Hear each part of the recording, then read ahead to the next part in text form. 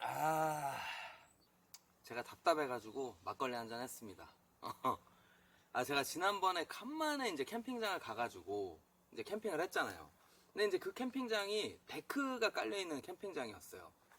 이제 정말 제 영상에 한 3초? 한 3초 정도 이 나사 형태의 뭐라 그럴까요? 이거 스크류 데크팩? 뭐 하여튼 이 나사 형태의 데크팩을 박는 장면이 나왔거든요.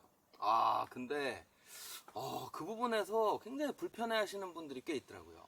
근데 그런 종류의 댓글이 일정 수 이상 되는 걸 보면은 대부분 많은 분들이 이 데크팩을 어떻게 사용하는지에 대해서 약간 좀 헷갈려 하시는구나.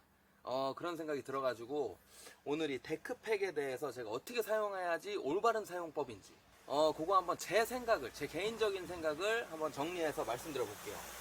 일단 내가 캠핑장에 딱 갔을 때 그 캠핑장에서 안내를 처음에 딱 해주잖아요. 그때 이 데크팩에 대한 가이드를 제공해 준다면 그대로 따르면 됩니다. 근데 뭐 따르지 못할 이유가 있으면 뭐 예를 들면 내가 스크류 데크팩만 가져왔는데 이 스크류 데크팩을 박지 말라고 한다. 그럴 경우에는 이제 그 사장님이랑 약간 협의를 하면 되겠죠. 이제 그런 게 아니라면 어쨌든 그대로 따라주시면 돼요.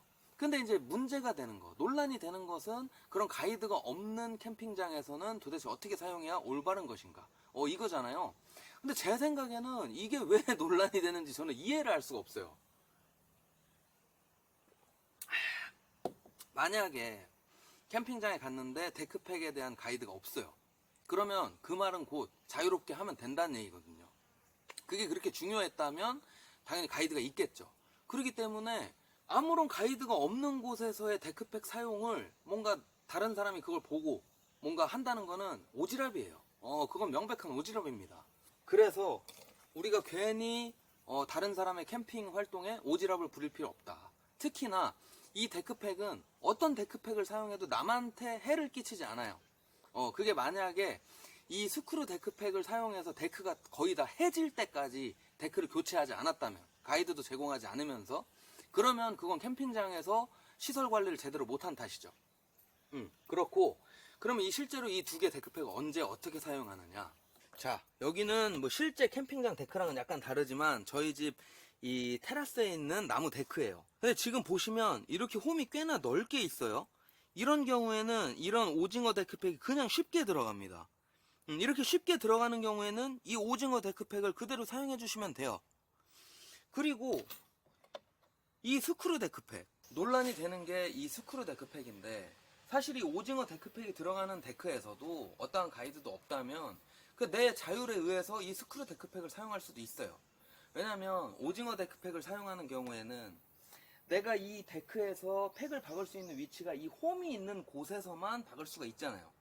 그러다 보니까 비자립식 텐트라든지 그런 텐트들의 경우에는 이런 곳에 박으면 예를 들어 텐트면이 지면에 딱 바짝 안착이 안 된다거나 그런 어떤 불편함이 있을 수 있거든요. 그래서 이 어떤 가이드도 없다면 그냥 자유롭게 오징어 데크팩이 들어가면 오징어 데크팩 쓰고, 오징어 데크팩 들어가더라도 내가 나사 데크팩 쓰고 싶으면 나사 데크팩 쓰면 됩니다. 그 다음에 나사 데크팩을 쓸 때 이제 어떤 분들은 이 나사형 데크팩도 이 데크와 데크 사이에 이 홈을 이용해서 이렇게 박아서 사용해야 된다고 말씀하시는 분들도 계세요. 근데 저는 이게 진짜 이해가 안 되는 부분이죠. 이 데크와 데크 사이에 이 데크팩을 박으면 데크가 몇 판이 흠집이 납니까? 두 판이 흠집 나죠. 그 다음에 이 나사팩을 데크 그냥 가운데다 딱 꽂아버리면 몇 판이 흠집이 나요? 한 판이 딱 흠집 나죠. 그냥 상식적으로 그냥 이렇게 논리적으로 생각해 봐도 어떤 게 유리해요? 한 판 흠집 나는 게 낫죠. 어차피 흠집 많이 나서 가를 거라면 한 판 흠집 나는 게 낫다고요. 그 다음에 만약에 이 나사형 데크팩을 데크의 가운데다 박는 게 더욱더 데크의 어떤 이 질을 금방 떨어뜨린다고 쳤을 때도 크게 문제가 되지 않습니다.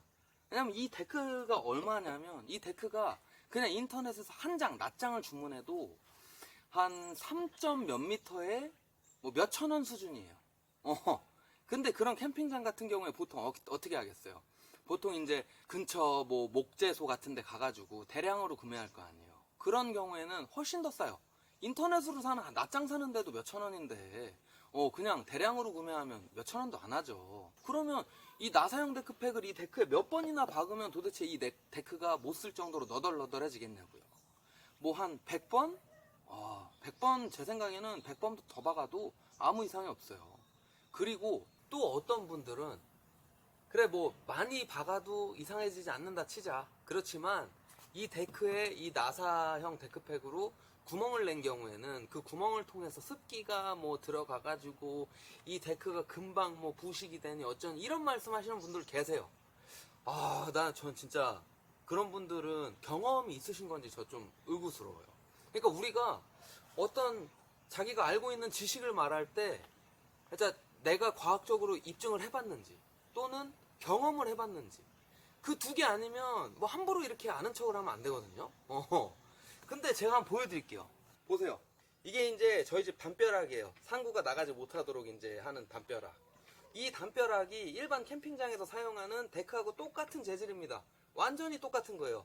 이걸 제가 제 친구한테 의뢰를 했지만 제가 직접 구매도 해봤고 그래서 잘 알고 있어요. 그리고 이 담벼락을 설치한 지 지금 2년이 넘었습니다. 지금 아마 거의 3년이 다 돼갈 거예요. 근데 이 데크 상태를 한번 보여드릴게요. 지금 보시면 요런 부분, 요 부분 지금 보시면 처음에 작업할 때 이제 뭐 여러 가지 실수로 인해서 콱 찍힌 거죠. 거의 뭐 데크팩으로 이렇게 박았을 때보다 이 습기 먹는 면적은 더 넓을 수도 있어요. 이런 상처가 진짜 여기저기 있습니다. 설치한 지 3년이 됐는데 아무런 부식도 안 일어나고 있어요. 그냥 여기가 좀 더 뭐 이제 뭐 진짜 말한 대로 습기가 좀 더 먹고 그래서 약간 까무잡잡해진 정도? 더 파이지도 않았어요 실제로. 보셨죠? 그렇기 때문에 우리가 어떠한 가이드도 없는 캠핑장에서는 이 오징어 데크팩이든 나사 데크팩이든 진짜 자유롭게 그냥 사용하시면 됩니다. 거기에 그냥 뭐라고 이렇게 태클 거는 이가 있다면 근데 뭐 굳이 유튜브 같은 걸 하지 않는 이상 태클을 막 와서 이렇게 직접 보진 않을 테니까 걸진 않겠죠. 그런 이가 있다면 그분이 프로 오지라퍼인 거고, 그 다음에 가이드도 안 주고선 캠핑장 사장이 나중에 뭐 이걸 이렇게 박으면 어떡하냐 한다면 그 사람 잘못이에요. 그냥 편하게 앞으로 캠핑하실 때 편안하게, 특별히 가이드 없는 캠핑장이라면 아무거나 선택하셔가지고 사용하시면 된다는 점을 전 좀 말씀드리고 싶었어요. 그리고 우리가 이 캠핑이라는 게 아웃도어 취미 중에 하나잖아요. 이 아웃도어 취미를 즐기는 사람들이라면 좀 더 덜 예민해질 필요가 있어요. 덜 예민해질수록 이 아웃도어 캠핑의 이 즐거움은 배가 됩니다. 제가 진짜 하도 답답해서 이렇게 평일에 카메라 켜고 영상 한번 찍어봤습니다.